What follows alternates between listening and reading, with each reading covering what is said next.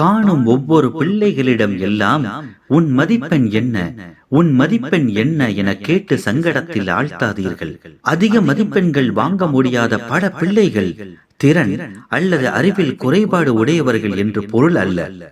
அவர்களுக்கு நல்ல உணவு, இருப்பிடம், மின் விளக்கு, சச்சரவில்லாத வீடு, இப்படி எத்தனையோ இல்லாமல் இருக்கலாம். எனவே அந்த மதிப்பெண் மட்டுமே அவர்களை அளவிடும் அளவுகோல் ஆகாது. அங்கிள், என் மதிப்பெண்ணை நினைத்து நான் ஒருபோதும் வருந்தவில்லை.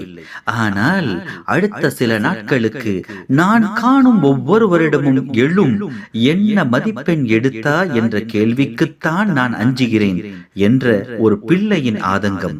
உன் சம்பளம் என்ன என்று பொதுவெளியில் யாரும் கேட்டால் ஒருவருக்கு வரும் சங்கடம் உன் மதிப்பெண் என்ன என்று கேட்கும் போது வரும்.